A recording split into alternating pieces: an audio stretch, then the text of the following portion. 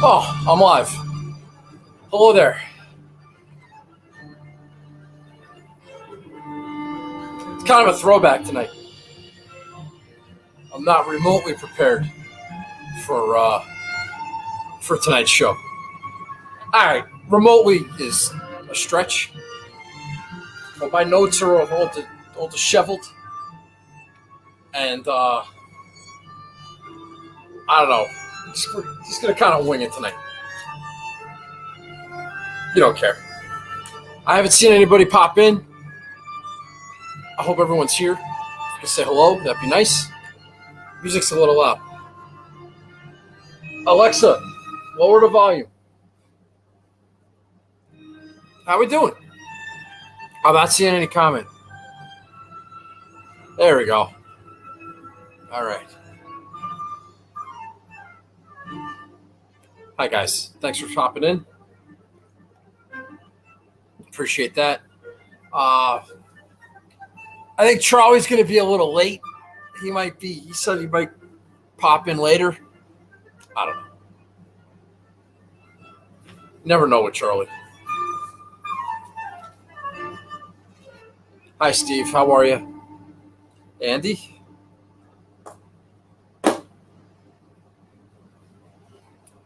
All right. So I don't know what's going on with the chat.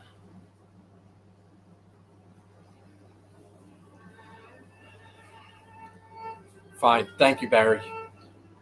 I think that's kind of crazy, but I appreciate it.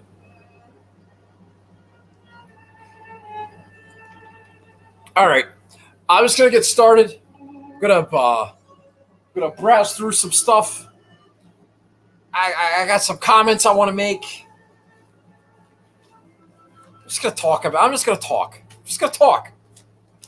All right.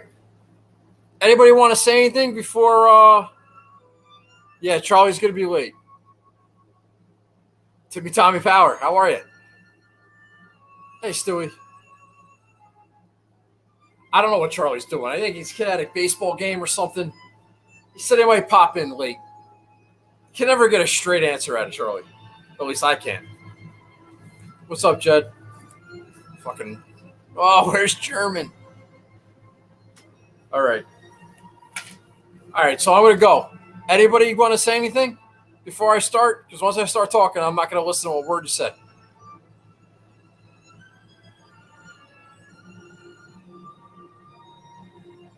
Harry Higgs is playing. Need a big show? Oh, I gotta. No, you're not gonna get it. Charlie likes Wolf by 4. How do you know that? Don't be throwing stuff out there that you don't know. You don't know who Charlie likes. Maybe you do.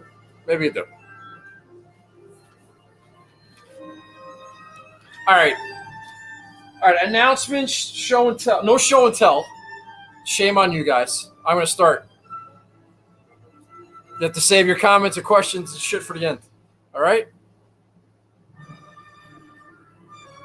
No KHL love for me, Stewie, but I did play him at the 3M either last year or we're going to get to that. I am not winning, but I am all right. Thanks, Herm. Appreciate it. Long time no talk. Wonder if Louis Magliente's watching. Sees me talking to Herman. Where's German? Take your skids out, guys. All right. Charlie will be here. Just text me you need Charlie's intel, Steve. It's fine. All right, I'm going to start. All right, so no show and tell. Screw you guys. But there is a little funny show and tell story that I'm not going to share right now, but I'll get back to it. All right? You should be laughing. I'm funny. Yeah, Nagelator. I have no shout-outs. No, I have no announcements.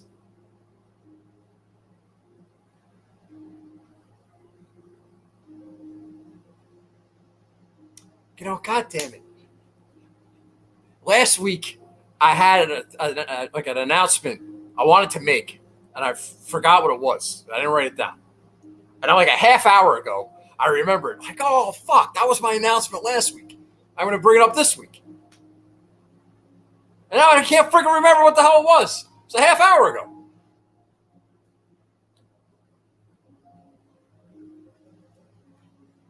Maybe it'll come to me now or next week or something. Who knows? But I do want to say one thing. All right? I do want to say one thing. The Tour Junkies, David Barnett, you may not watch their show or listen to their podcast or follow them on Twitter or even have Twitter or whatever. But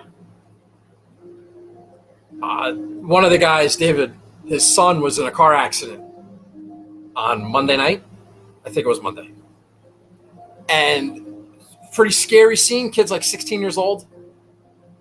Now, there hasn't really been an update since they said that he's okay, but he had to have eye surgery. And there hasn't really been an update on how that went. However, the point being is that Tour Junkies has been around for a long time. I've been listening to them for 5-6 years maybe. And, you know, it was Pat Mayo and Jeff Feinberg, and it was the Tour Junkies and Kenny Kim. And that was it. And that's like what got me into this forum, I'll say. And those guys have been doing it for a long time. Now, you may not like them, but nobody wants to see anybody get killed. At least I don't think you do. Some of you might, but we don't really have any use for you people. So I just want to say that, David, I hope your kid gets better. That's a pretty scary thing. My daughter's a teenager. She'll be driving in a year or two. And, yeah, man. You know, I listened to your show. This isn't about me. I listened to them a long time ago. I got out of that for a little bit. But I've been listening the last, 2 months. Part of my routine, change things up a little bit. And they still do a fine show. And David and Pat are funny. And I just hope that his kid's all right. And I'm really sorry that you're going through that. So, best of luck. And unbelievably, I checked my email tonight, and I got a fucking email from the Tour Junkies. They're still putting out content. I don't understand that. For the 3M, mind you.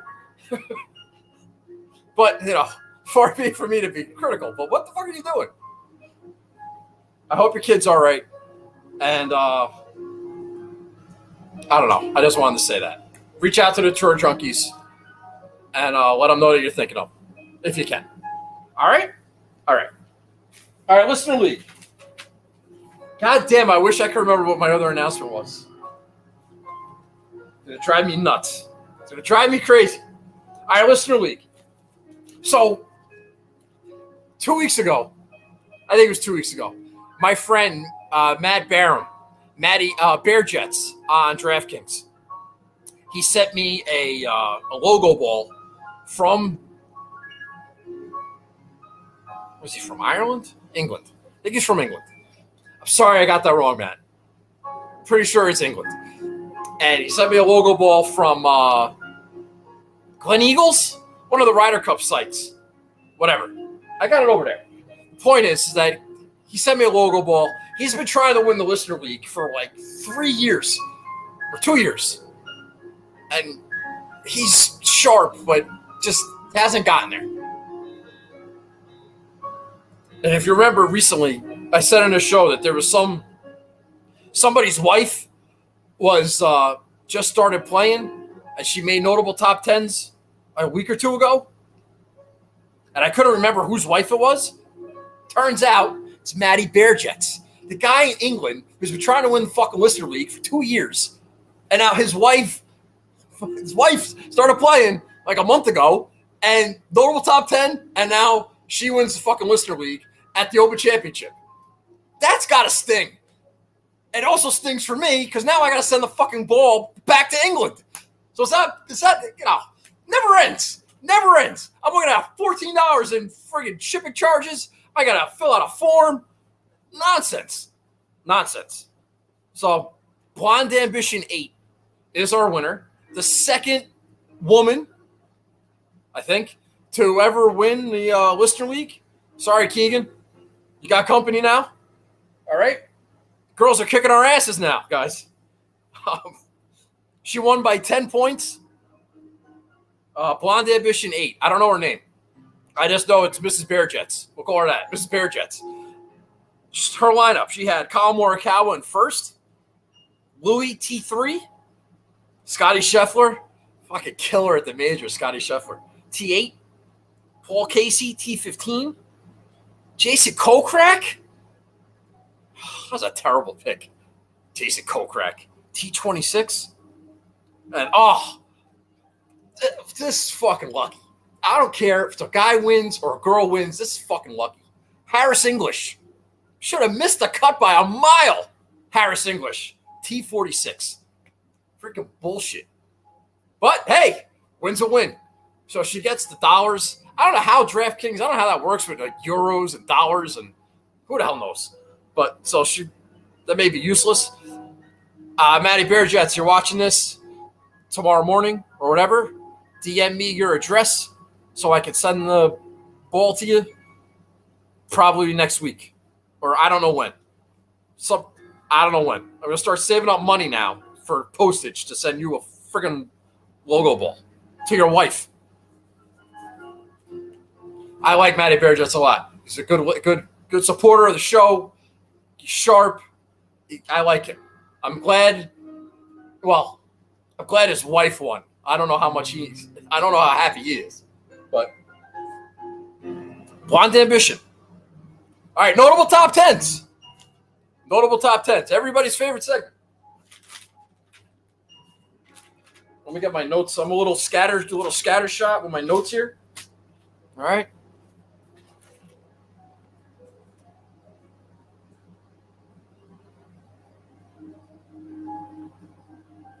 Oh. I don't know if I'm going to do this right with the points association. Who cares? What's his name? Big Red. We sent out the updated standings in the race for the bagel. I don't know who's winning. I don't care. It's not me. I know that. All right. Notable top 10. So we got Blonde Ambition 8.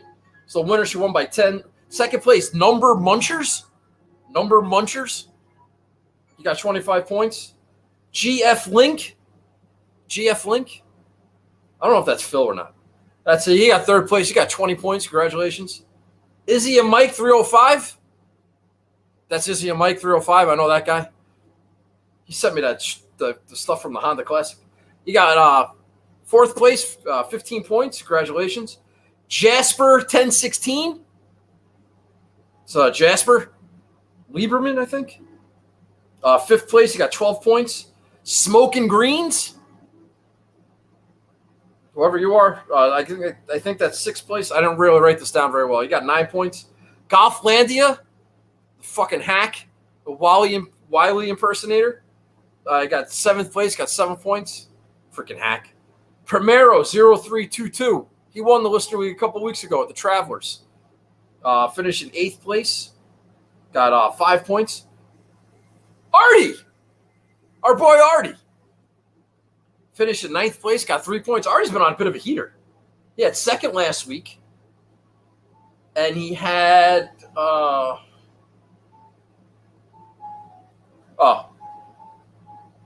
maybe he's not on a heater. Well, a second and then a 9th 2 weeks in a row. All right, Artie. That's not bad. He got 3 points. Congratulations.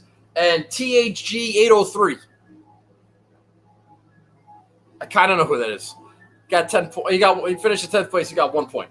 So congratulations to all our notable top 10 winners. I got nothing else. All right. All right. How did I do? All right. So now I'm going to bitch about the British Open for a minute. I don't care. You don't like? I don't care if you don't like it. All right. So Xander was very disappointing. That freaking sucks, man. I'm starting to get a little concerned about burnout.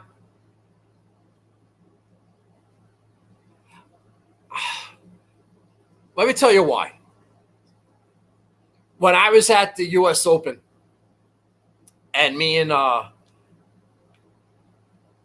don't know if I was with Andy Lack or not, but I was over by the putting green after the round in the media area or whatever.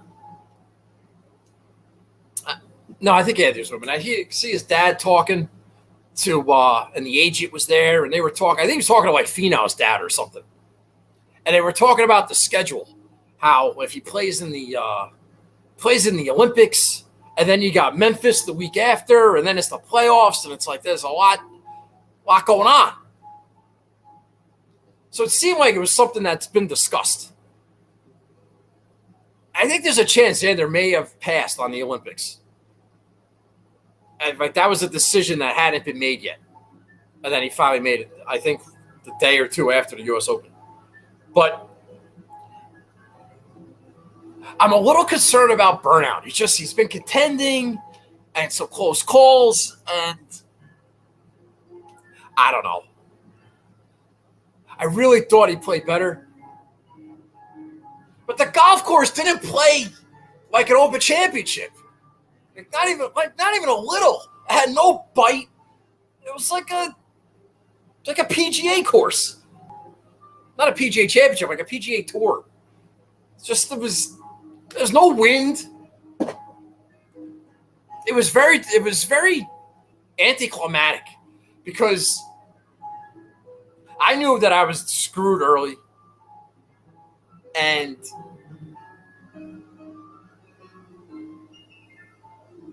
I had Hatton was my one and done. He was terrible. And Xander wasn't firing. And you're on no sleep, and all your guys suck. And my DraftKings lineup was going to be gone to shit. Everybody's making birdies except the guys I freaking have on my DraftKings team. So I knew that was going to be a problem. I was unalive in my one and done. I didn't really have a lot of outrights. I didn't think Sergio was going to win. So it's like you put so much effort into it.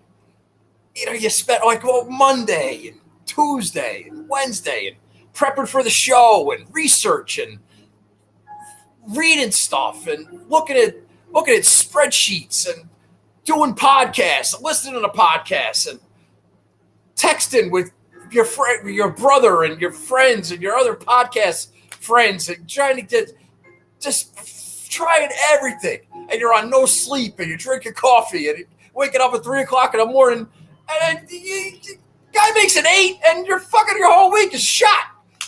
And everybody's making birdies. And there's no wind. It's troubling. It's just like what the fuck am I wasting all this time for? Why? Why am I wasting all this time? And the week before, I looked at the freaking thing for like 2 minutes. I pulled a Jack Nagel. I was like, yeah, all right, I'll take that guy. And I had Kevin Na in the mix, and I had Sebastian Munoz in the mix, and I had a chance. And I had notable top 10, and everything was okay. At least I got something out of it. And then I spent 3 days studying my ass off, and I'm like shut off from the outside world, and I'm singularly focused. And 20 minutes into the fucking thing at 4:00 in the morning, my week's over. It's freaking like, what am I doing? I'm just wasting time. It's not fun. It's not. This is supposed to be fun, and I'm not having any fun. And then to make it matters worse, the fucking Barbasol. I spent 0 time. It's like, JT Poston. That's a good pick. That's my guy. Yeah, I'm gonna go with JT Poston. And And that guy he had that tournament by the balls. It is a miracle. It's unbelievable that he didn't win that. That is an epic gag job and bad luck. What's amazing about it is that I didn't have an outright on JT Poston. That would have made more sense. But nevertheless, it still plays into the narrative like, you got Kevin Knock finishes in second, you got JT Poston who finishes in second, and you're not even trying. You're not even trying. And then when you're studying and you're breaking things down and really thinking about it, you couldn't, you Samsonite the whole fucking thing. You couldn't be, you're way off. So, I don't know. So I'm going into this week and I'm just like, who gives a shit? The fucking 3M, I don't care. I looked at it, I tinkered a little bit, and I tweeted this morning, like, I was like, this sucks. I don't want anything to do with it. Then it was like, I have to make a lineup anyway, so I might as well take a look at it. Because I can't fucking half-ass anything. I can't. I'm all in. I'm either all in or I don't care. And now I'm all in. So yeah. All right, so I'm fine. Let's go. So now I'm not like knee-deep into 3M. But I'm just kind of like, I like that. I like this. Come up with some stuff and just do a show. And then who gives a shit? Right? It's who gives a shit week. And the listener league took a little extra oomph to fill up. Nobody cares. Who cares? Nobody cares. I'm getting into fucking Olympic arguments on Twitter with these idiots. Like I need to find better things to do with my time than stress about these stupid picks. And my season's gone in the fucking toilet. And I want this golf season to end. And I just want to get to January and start fresh. Am I going to do that? No. Of course not. Why would I do that? What fun would that be? Peace of mind. Who wants that? All right, I'm done with that. Stupid listener league. I don't know where I was going with that. I wanted to complain about the Open Championship. I kind of did. Finau was good. Sergio was good. But yeah, Hatton was a fucking disaster. Alex Noren was a disaster. What was I doing there? And I like Bob McIntyre. And yeah, he pulled the Harris English. He was lucky to make the cut. He birdied the last hole to make the cut on the number and flew up the leaderboard on the weekend. Fine. At the end of the day, it's a top 10. Probably because I didn't have him. If I had him, he'd probably pars the last hole. Hey, I got Hatton making bogeys on the 17th hole. He would have made the cut, and then I would have had 5 or 6, and who knows? But no, don't work out that way. Why should it work out that way? So my lineup sucked. My season's been terrible. I already talked about JT Poston. I was looking at it, and I was trying to think if there was a way I could have generated a lineup with the guys that I actually did like but didn't actually play. Brooksy was a T6. I kind of liked him. Spieth was second. Scheffler, T8. Bobby Mack, T8. Sergio, T19. There might have been a world. Kisner, 73rd. That wasn't great. Sink missed the cut. Lucas Glover missed the cut. Hovland, T12. I mean, there might have been a world where I could have gotten there with McIntyre in the 7s and Sergio. Poulter, T26. But I was never going to be on Colin Morikawa. I love Colin Morikawa. That guy is great. He is like a ball striking machine.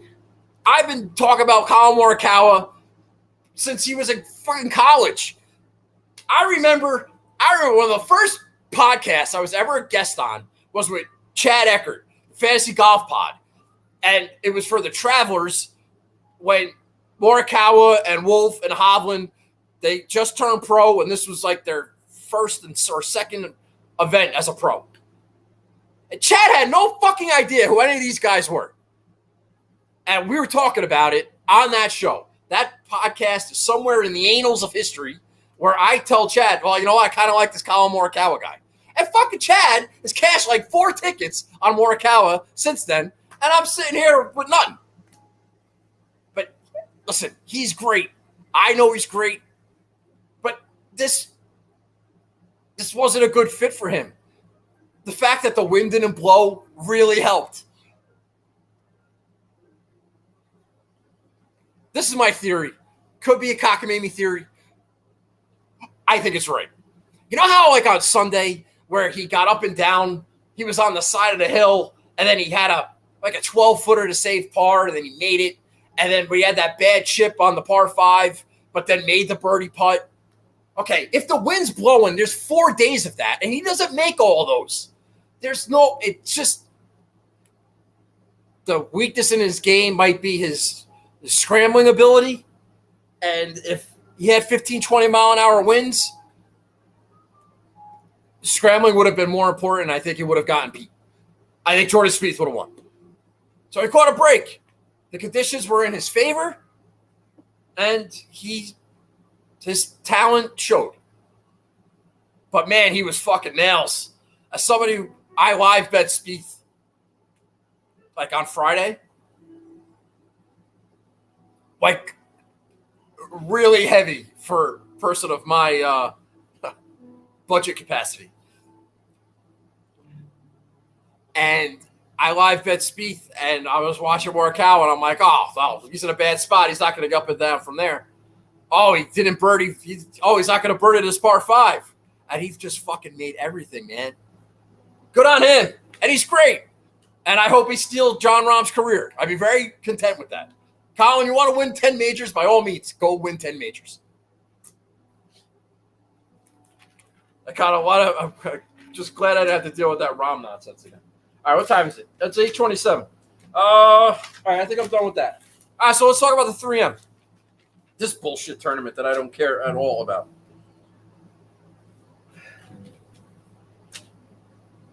I took in some content, not a lot. I'm basing a lot of this on what I heard my friend Andy Lack talk about, somebody I trust. And if he's wrong, then I'm wrong. I'm okay with that. But if he's right, then all right, that's good. So, third time we're here, I heard Andy Lack talk about the importance of iron play and how when Bryson and Wolf were at the top of the leaderboard, that might have been a little misleading because their approach numbers those weeks were very high. And you may think, oh, bomb and gouge. No, not necessarily. Those guys were great with their irons that week, and that's why they were at the top of the leaderboard. And Morikawa was third. It's not a coincidence. And he had Michael Thompson win it last year. They haven't really had any weather the last 2 years to deal with. Alexa, lower the volume. They haven't had any weather to deal with that would have affected scores or anything the last couple of years. So, long irons and that type of shit. So that being said, now that's kind of been what people have talked about this golf course for the last couple of years. 2019, I had Hideki as my one and done. He finished T7th. That was good. And then in 2020, I had Paul Casey as my one and done. He missed the cut. Casey and Hideki are, similar skill sets. Ball striking bastards. 2019, 5 out of 6. 5 out of 6. T5 out of Wyndham Clark, of all people. And Hideki's T7. Sanjay had a T15. And then kind of went downhill after that. Keith Mitchell, T66. Taylor Gooch, 73rd. And Danny Lee missed the cut. I have no idea what I was thinking with that lineup and some of those names. Sanjay, I think I was thinking birdies. I think I want a little beef off the tee. Ball strike. I don't know. I don't know what I was going for. Probably have to go back and watch that show, which I'm not going to do. Last year, I had 3 of 6. I had a really tolerable week. Siwoo Kim, 46th. Shaking that ass to a 46th place finish. Tommy Lewis, T32. And KH Lee, 66th. Those are the guys that made the cut. I had Brooksy, who missed the cut. I was playing that, we got a major in 2 weeks. Brooksy's got to get his game into gear. Nah. What does Brooksy do? He missed the cut. Next week was the WGC in Memphis where he finished second. the week before a major. Of course. Paul Casey missed the cut. And Harry Higgs, he missed the cut too. So that was bad. So you look at some of these names that I picked. There's really no rhyme or reason to it. I think I was trying to focus more on birdie fest and par 5 scoring. I'm not doing that this year. This year I'm kind of focused. I'm just going to focus on good iron players. There's a lot of water here. So if you're spraying it off the tee or you're not a ball striking bastard, you might hit 1 or 2 in the water, and that might end your chances for the week. That's what I'm hoping for. I'm looking at you, Cameron Tringali. I hope you end up in the water. Kind of looking at you, Tony Finau. I think I want like more precision. Not less bombers, more precision. Who the fuck knows? And who cares? It's cares. It's hashtag who gives a shit week. Right? Right. All right. Let's see. All right, we're done with this.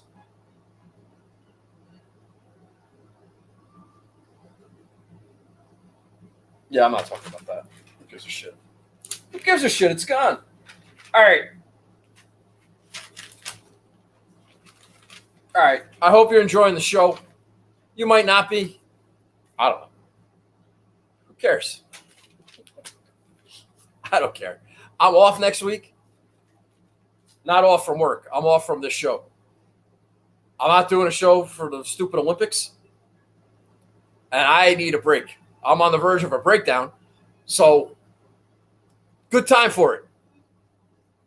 Okay, listen, I've been on the fence for like a month now for all these shitty events. I almost didn't do a show for the John Deere. I was going to do one for the Open, I guess. But, it's been a slog. So I use a break, come back fresh I got a no-cut event. I don't have to stress that. I enjoy that. And the Wyndham, then the playoffs, and then I got 2 weeks. We're good. It'll be fun. I'm hoping Northern Trust Week goes well. I'm still working on some stuff for that.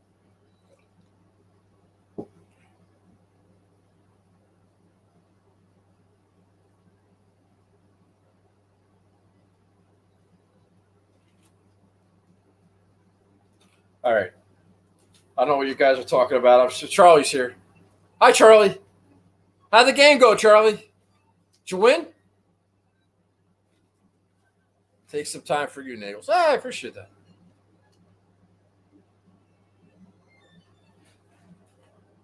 Steve, you idiot. Do not tell people anything like that. Don't do that. Don't do that. Congratulations on the win, Charlie. Steve, don't type in what I text you offline, you dope.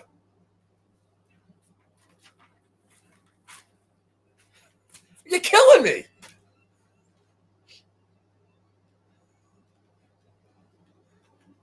Well, the whole reason people are here is to see who I'm going to take. If you tell them, they're going to fucking leave. You're killing me. How do you not know that? This is why I can't pay attention to the chat. I can't. Can't keep track. The bounce of ball.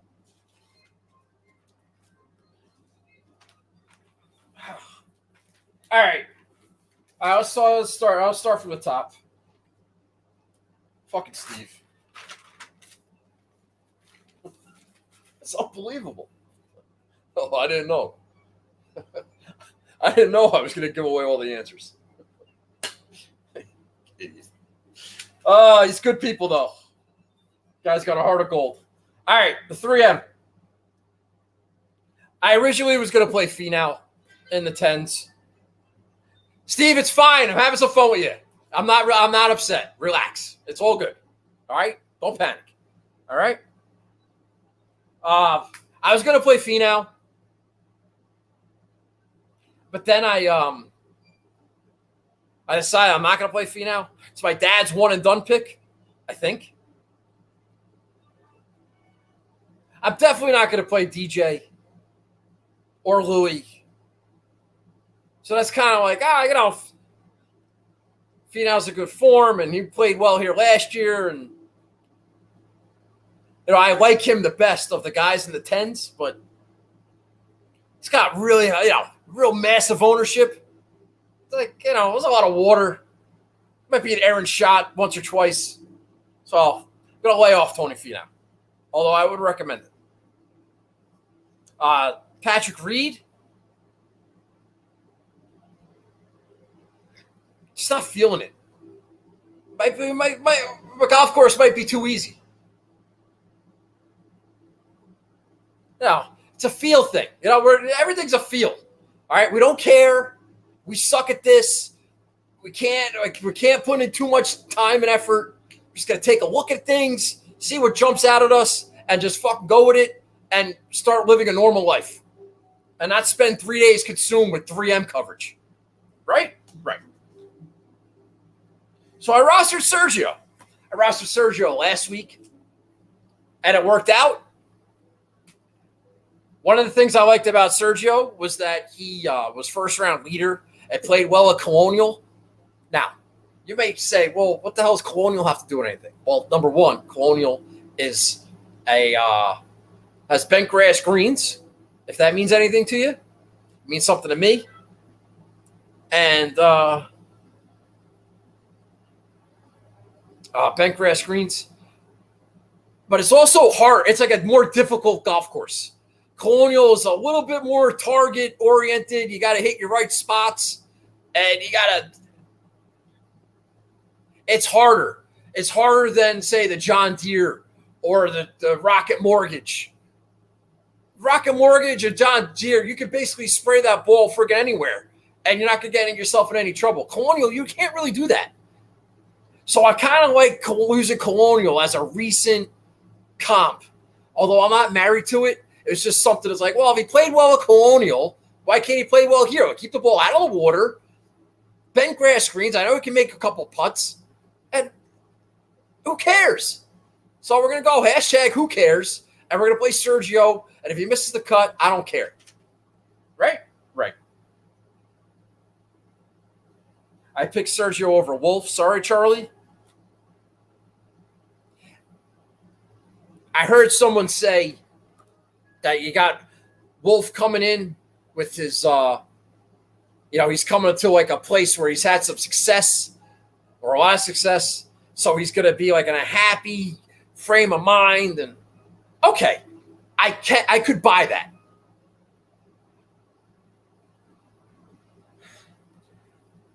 I don't know if I want somebody with questionable mental readiness at a golf course where there's 15 holes where water is in play. And you knock one in the water, get off the rails really quickly. I just don't know if Wolf's ready to play. He might be. He's an exceptional talent. And if he wins, I hope, good for Charlie. I hope it all works out for everybody who's bet him and rostered him and picked him as a one and done. Good luck. I wish nothing but the best for you. I just don't think it's going to happen. So I picked Sergio instead of Wolf. I might be wrong. F. Cameron Tringali and his 17% ownership, 25-1 at 9,500. I'm not going to go nuts about Cameron Tringali. You know what? I don't care. Cameron, you want to go ahead and win your first PGA Tour event, by all means, go ahead and do it. I don't give a shit. Because as soon as this show's over, I'm shutting the computer off, and I'll put my feet up, and I don't care. I'm playing golf tomorrow. I'm not going to watch this shit. I don't have to worry about next week. It is like the brain is going off. So if Cameron Tringali wants to win this week, and Jon Rahm wants to win a gold medal, have a good fucking time. I don't care. I don't care. All right. I did play Emiliano Grillo, though. Again, ball striking bastard, precision, great iron player. Keep it out of the water. Don't be spraying it all over the place. Keep the ball in front of you. Sergio does that. Grillo does that. If they don't make putts, fine. I don't care. Make putts, don't make putts. Just make a cut. How about that? He also, 8th at Colonial, good finish at the Colonial. Sergio, good finish at Colonial. All right? Grillo was 3rd here last year. Oh, Target Golf. Why not? And his ownership, he's 14%. That's less than Tringali. That's less than Wolf. That's less than Bubba. Another guy you got to worry about their mental toughness. And everybody's picking Bubba Watson. I don't understand it. I mean, I guess I understand it, but I don't think that's a great pick. I'd be worried about that. Lots of water. Bubba and water don't mix. He's like oil. Sometimes he leaks oil. That's trouble. I think it's trouble. I could be wrong. Bubba, if you want to go ahead and win the 3M, by all means, Bubba, go ahead and have a good time. Because as soon as this show's over, I don't give a shit. All right. Well, you know what? I don't even have to wait till the show's over. I don't give a shit right now. I am going to play Bobby McIntyre. Now, I was fighting this one.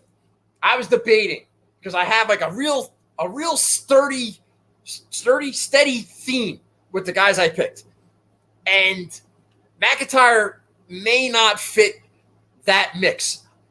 We don't know. I don't know. We don't know. I was thinking about texting some of my data buddies to say, hey, give me some numbers on Bobby Mack. But then I had like a golf epiphany.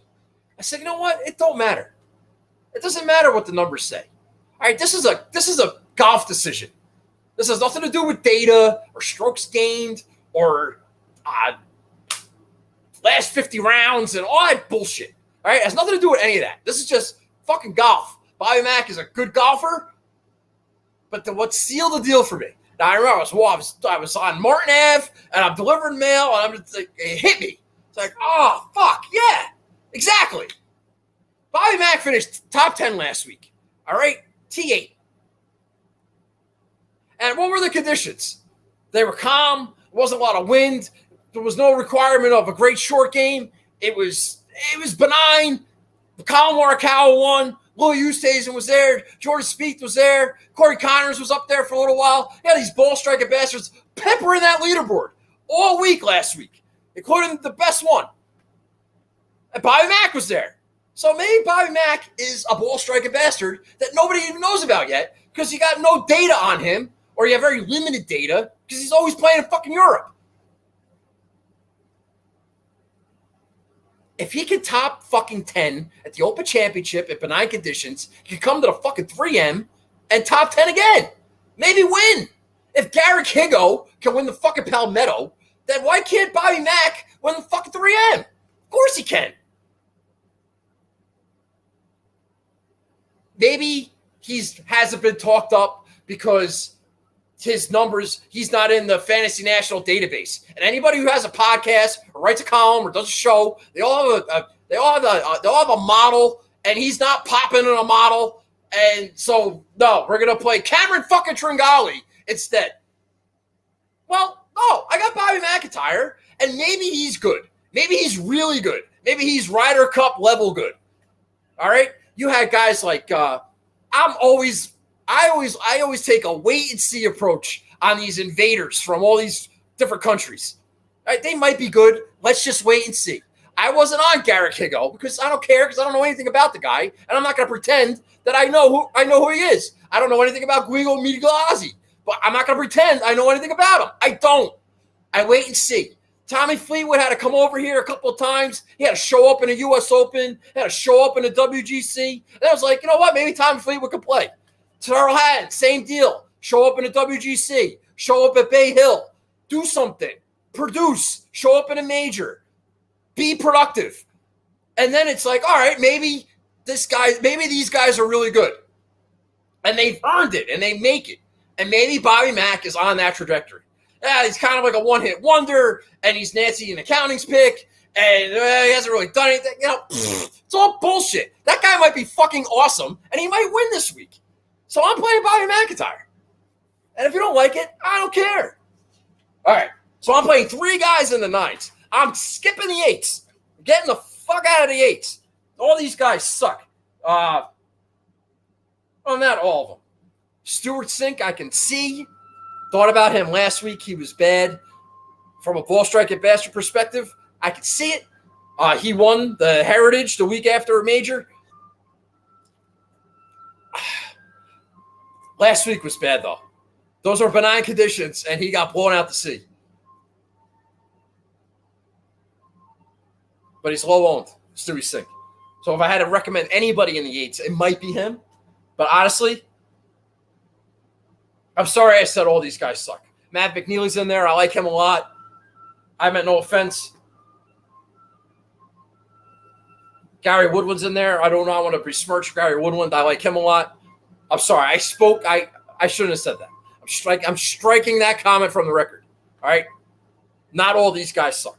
I am just not playing them this week in this tournament. I'm playing 3 guys in the 9s and 3 guys in the 7s. Thought about Keegan? Fits that narrative? But again, mentally, might go off the rails in a hurry. You never know with Keegan. Let's think about Pat and Kazire. Sent a text out to my buddy Charlie at Dave Ranabuya. Like, oh, how are we not betting Pat and Kazire? He was good at Colonial. Remember, he was good in that whole Texas swing, bent grass. Probably can make a lot of putts. Might not be the ball striking bastard I want him to be. I'm out on Pat. Made a decision. I'm gonna let all the water affect my decisions. At some point, Pat Kazire is gonna end up in the water. So I'm not gonna play him.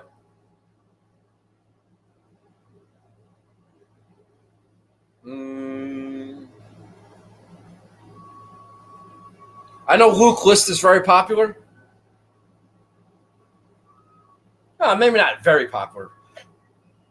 I mean, you got Hank Lebioda there at 7,900. He's very popular. I didn't go there. I think there's a lot of Luke Lists in this field. So you could just pick another guy. Pick another ball striking bastard who can't putt. There's a million of them. So why play one that's 50% owned? That's kind of like my logic for it. But Luke List, hopefully his child is doing well. I have nothing terrible to say about him. Good luck this week, Luke. You've been playing well. You want to keep it going? By all means, go ahead. All right, in the 7s. What time is it? All right, in the 7s. Yeah, I got nothing in the 8s. Lebioda, Doug Gim, pretty high owned. Patrick Rogers is getting double digits. Johnny Vegas. You want to talk about a guy that might end up in the water. Spraying it all over the place. Be careful with Johnny Vegas, 19% owned.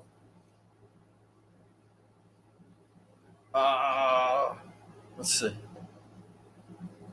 Kyle Stanley, 12%. All right, so those are basically your high-owned guys. All right, so on Sunday or on Monday, I made a decision. All right, if I end up making a lineup this week and doing a show, I need to do something different. I have to take my brain out of it.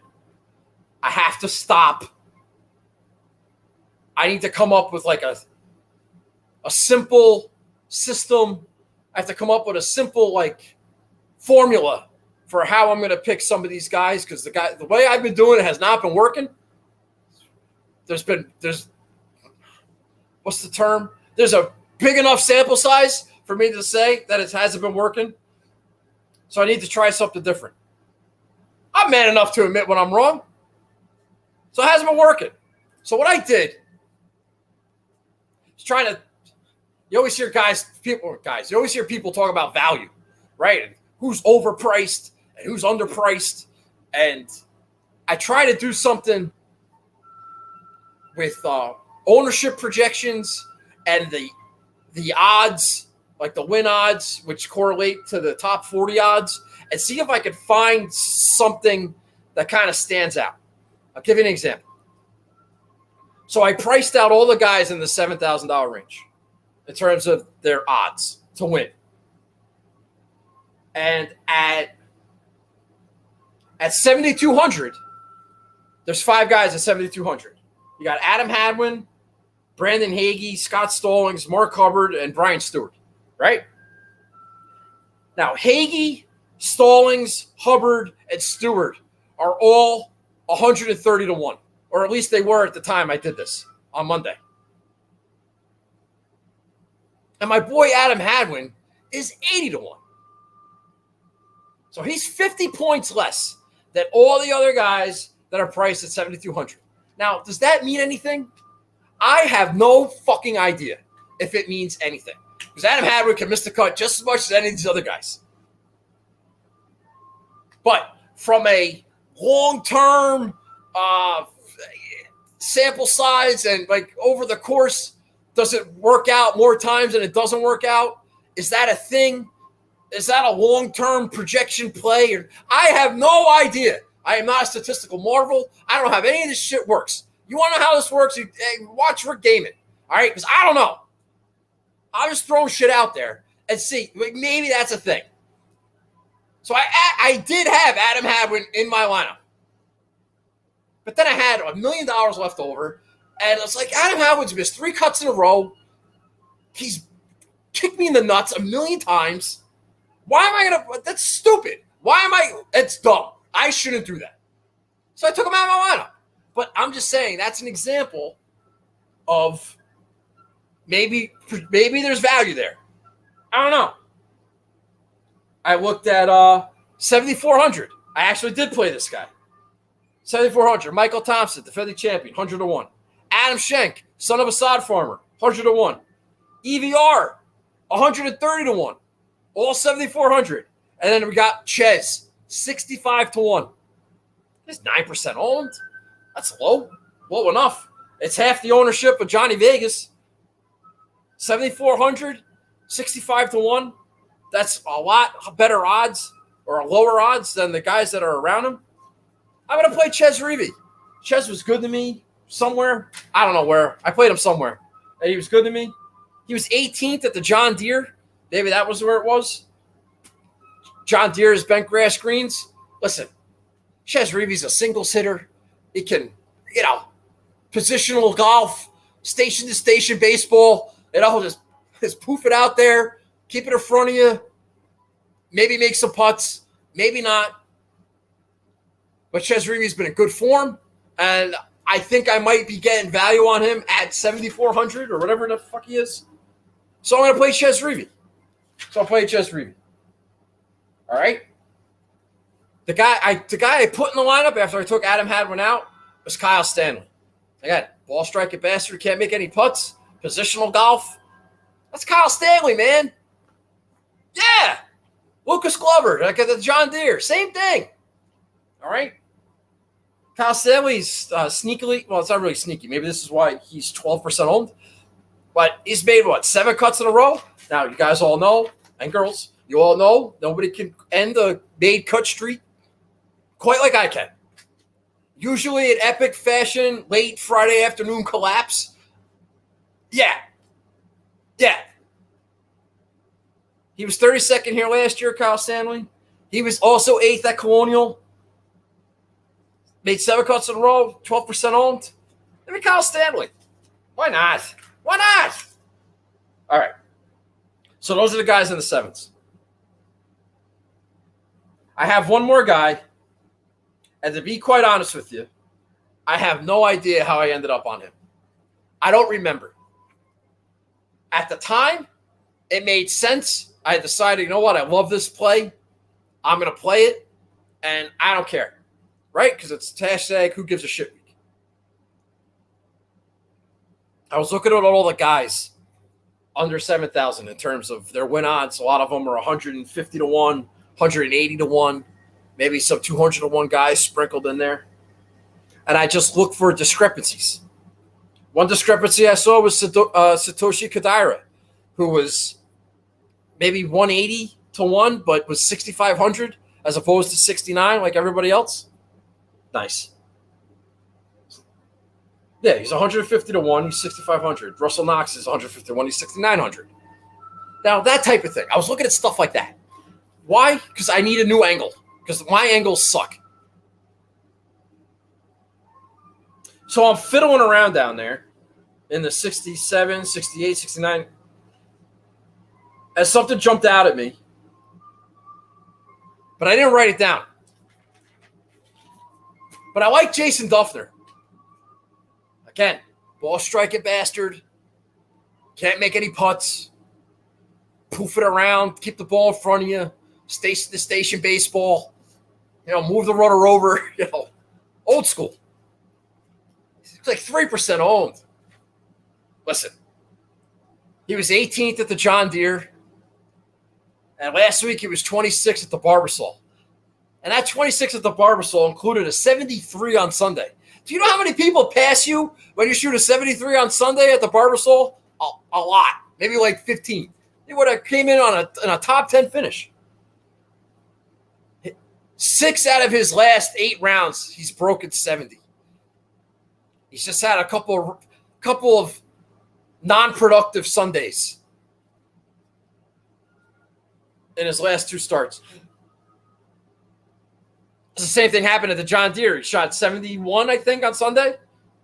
People just passing him left and right, like he's standing still. He's got a 32nd and a 66th here at 2 starts. Hey, those are 2 made cuts. And at 60, whatever 100 he is, just make a cut, Jason Duffner. Ball striking bastard. You don't even have to make cuts. You know what? I really don't care. I don't care. I like Duffner to just hit some good iron shots. I like Kyle Stanley and Chez Reavie. Just hit some shots. Chez will make a couple of putts. I really like Bobby McIntyre. I really think everybody's missing the Bobby Mac play. I did text Steve today and said, Steve, I like Bobby McIntyre. You should bet that guy.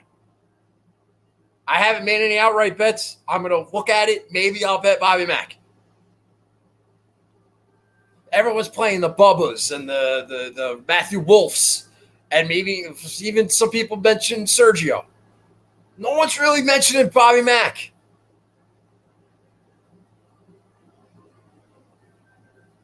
I mean, Cameron Tringale's 9,500 and Bobby Mac's 9,000. And that's fucking absurd.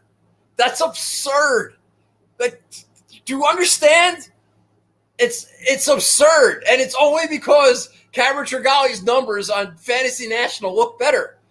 But this game isn't played on a fucking computer. It's played on a golf course.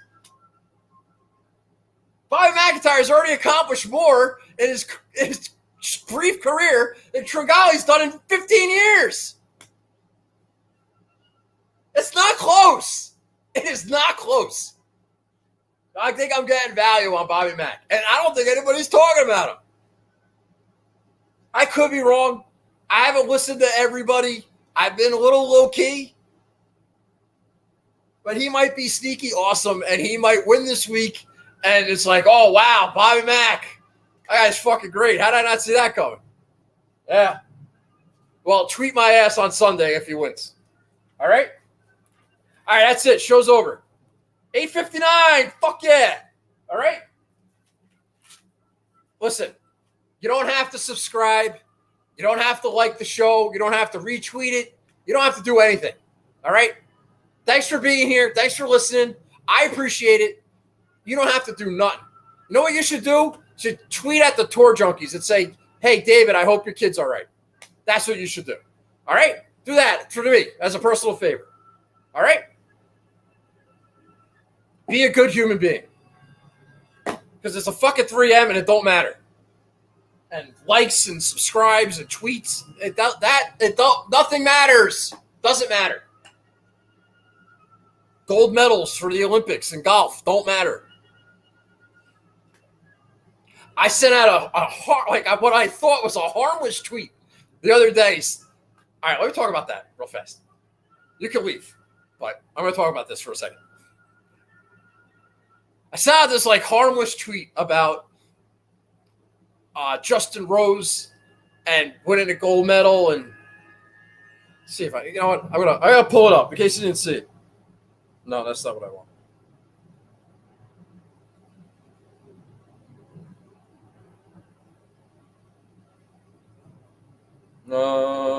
Okay, this is the tweet. I don't think it's a like offensive or controversial or stupid or lame, maybe it's a tweet and it's hard to explain where I was coming from. Well, I'm just going to read it to you, and I don't know what you think. Do you think higher of Justin Rose because he won a gold medal? Wouldn't it be more impressive if he won it as a 19-year-old amateur? Pro golf in the Olympics should not be a thing. That got 122 comments, 521 likes. That's absurd. That's absurd. All I was trying to say, and I got all these people in my ass. I pissed off England for some reason. Matty Bear Jets, I don't know what's wrong with your country. All right. It's not me being like a grouchy American. Some guy said, how do you know you're born before 1980 without saying you're born before 19? Like, I'm old now, yelling at the clock. No. This is the point I'm trying to make. All right. Whoever wins this gold medal in golf next week. All right. It kind of depends on how good you are. I don't want to use Rahm and I don't want to use Xander. I say Justin Thomas. Say Justin Thomas wins a gold medal. Is that like a feather in his cap? I don't think so. All right, that's my opinion. I don't think it's a big deal if Justin Thomas wins a gold medal. Now, if Johnny Vegas or Joaquin Neiman or one of those guys went and won a gold medal, okay, maybe. Like, that would be the crowning achievement of Johnny Vegas's career. It might not be the crowning achievement of Joaquin Neiman's career. I'm just thinking of maybe less popular pros, perhaps. But this was my okay. So that's one part of the tweet. The other part of the tweet is that I said, all right, you remember when Justin Rose was an amateur and he played in the Open Championship? He was a teenager and he finished like 4th or 9th or 8th or top. He had a very impressive performance. And it was just like, oh, Justin Rose. Oh, you're going to be hearing about this guy for years. All right. I only use Justin Rose because he won the fucking gold medal the last time they had it. This was my point. Say they had it, the Olympics, back in 2020 or year 2000, and they had golf in the Olympics, and Justin Rose wins a gold medal. And then at the U.S. Open in 2009 or 11, I don't even know what, 14, whatever year he won the U.S. Open, it's a gold medal winner. We've heard about Justin Rose since he was an amateur. The guy won a gold medal as an amateur, and now he's trying to win a U.S. Open. That would be cool. If Matt Kuchar won a bronze medal as an amateur back in 2000, and then was contending at Augusta, or coming down the stretch at the Open Championship with Jordan Spieth, then it would hold more weight. It would be like, oh, hey, guy's a medalist. Like, we know this guy's good. But if you win a major and then you go and you win a gold medal, like, who cares? It doesn't matter. It's like winning an NBA title and then go win a gold medal. No, or winning a Stanley Cup and then winning a gold medal. No, you gotta flip it. Now, I know they didn't have amateur golf in 2000. I know it just started. I understand that. Point is that whoever, like, if you send the amateurs that are in college now, the Cole Hammers of the world, and he performs well against some South Korean who's trying to get out of military service, who's 19 years old, who hasn't turned pro yet, or some Euro, a 19-year-old John Rahm in the Olympics. Like, how fucking cool would that have been? And it's like, oh, they got a gold medal. Us in the golf community, we're going to know who those people are in 5 years when they turn pro, or 3 years or whatever. It's like, oh, this guy was a medalist. We remember him. Who gives a shit that Henrik Stenson won a silver medal? Guy won a fucking claret jug. That's the pinnacle of his career. So I don't understand how people did not understand that tweet. That's all I was trying to say. Just flip it. So I don't want Xander to win a gold medal. That sucks. I don't want to be a punchline. Justin Rose is a fucking punchline. Do you understand? He got all these MasterCard commercials and he's Morgan Stanley because, like, you act as if it's a big deal. It is not a big deal. If he won as an amateur, yes, it would be a thing. But it's not a thing. So stop trying to make it a thing. And the Olympics suck. And it's all commercialized. And the only reason pros are in it is so people would watch. And NBC owns a fucking golf channel. And it's all connected. And I'm sorry if you don't understand that. Seems pretty simple to me. I fucking hate the Olympics. I hated the Dream Team. I wish they lost to fucking Angola. All right? It's a sham. It's a fucking sham. They're perpetuating a sham on the American people for ratings and corporate dollars. And you're all buying into it. I will admit, when the NHL players were in the Olympics that one year and Team Canada that was fucking stacked, that was kind of cool. At being an American and trying to beat the Canadians and Sidney Crosby and the golden goal, yeah, that was cool. It's enough now. It's enough. So, whatever. I'm sorry if I upset you or if my point was misunderstood. I don't care. They can abolish the Olympics tomorrow, and I would not give a shit. I'm just saying, if you're going to have golf in the Olympics, I would just send the amateurs. I'd be more interested in that. You may not agree, and that's okay. It doesn't make me a schmuck because I would be more impressed if Cole Hammer won a gold medal than if Xander Schauffele won a gold medal. That's all I'm saying. All right. I'm tired. 9:07. That's a good rant. Again, don't share, don't subscribe, don't retweet. You don't have to do anything. Just reach out to the tour junkies and tell them you hope that his kid's all right. All right, I'm going to hit the new comments button. If you guys want to talk about anything, we can. We'll do a quick little thing, and then we're going to go. All right? All right. New comments. Bang.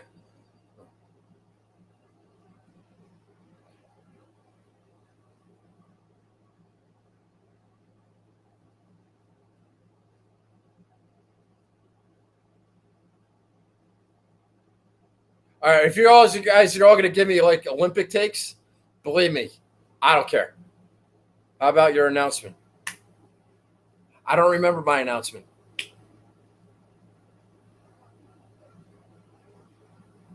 I don't remember my announcement. It's on the tip. It's just the tip. Just see how it feels. I can't remember. How about my announcement? Jeff, I'm going to bet the Olympics. Who should I bet on at golf? Fuck off, Steve. Seriously. What's the team? I missed some. Will you do a listener week even if you don't do a show? No. No. It shouldn't even exist. Eagles, which devil got taken by Seattle? I don't know. Probably not PK Subban. That would be awesome, though. Please take PK Subban. What's the team? All right, Eddie Z. I like you. I like, what's my team? I'll tell you, Steve. He'll give you the answers. I have Sergio on my team. I have Emiliano Grillo on my team. I have Bobby McIntyre on my team. Bobby McIntyre is my pick. And you should go back and watch my picks. Because I think I make a good case, especially for Bobby McIntyre. I like Chez Reavie. I like Kyle Stanley. And I like Jason Duffner. And that's my team. 3 guys in the 9s, 3 guys in the 7s. And it's hashtag I don't give a shit week. Now, when you win, you're doing a show, damn it.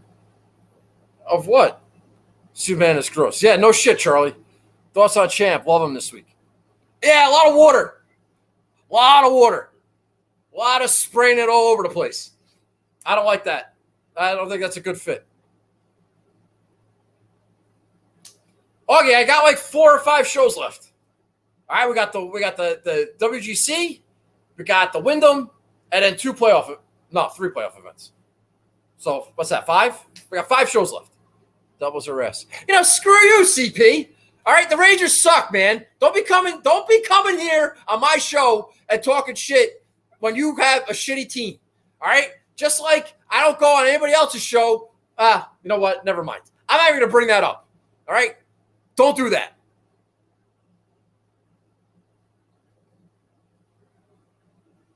I went Bubba heavy. Wish me luck. Yeah, I don't have anything positive to say about Bubba. I don't understand that pick. I really don't. And it's a very popular pick. Hey, see, Charlie? Yeah, that gets highlighted. Oh. No.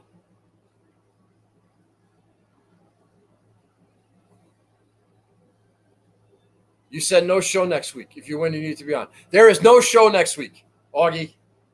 I got nothing to preview. When's the NFL DFS show start? I don't know. I don't do NFL DFS. I think I know what you're saying, Eddie Z, and that's not going to work. You too, Foggy. Have a good week. I like having Rangers blow up there.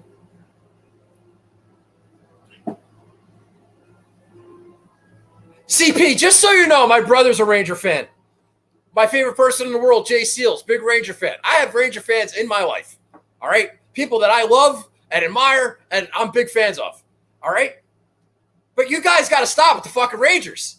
All right? It's been one friggin' thing since 1940. We're going on 80 years. And you guys act as if you're the pinnacle of fucking hockey. Rangers suck. And just because the Devils had a great run and it's over now and we suck now and we suck just as much as you do, fine. You want to revel in that? Have a good time. But you can't take it away from us. So, F off. All right?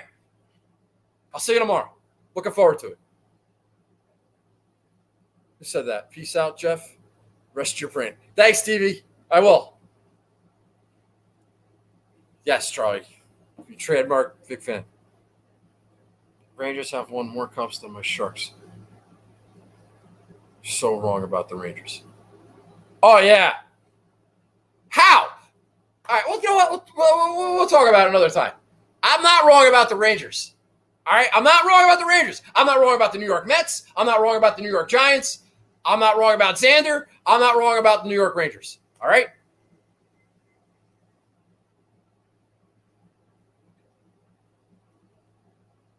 Steve F., that's Joe Thornton. That's a tough scene. I'll give you that. But Joe Thornton's a tough scene. I like the Sharks uniforms, though. Like they're good. They used to be good. They were exciting. That Joe Thornton, though. Woo! That was rough. Ask Charlie about Joe Thornton. Thanks, Barry. You got it, CP. I'm looking forward to it. I really am. It's going to be great. All right, that's it. Everybody done? We're fucking talking hockey here. Everybody got anything? Steve, have a good time at Saratoga.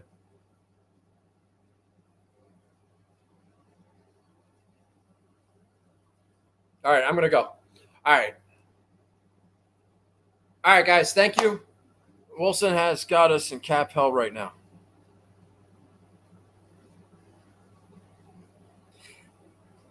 It's really hard to build a really good franchise in hockey. It really is. It's really hard. You need a bunch of blue chippers. You got to hit on your draft picks. You got to hit on your free agents. You need some glue guys. You got to have stuff in the minors, and you got to stay healthy. And you need a good goalie. And it's tough, man. It's tough. We're all trying. We're all trying. It's hard to do it. It's hard to do. Have a good night. It's good seeing you, bro. Thanks, Herms. Appreciate that.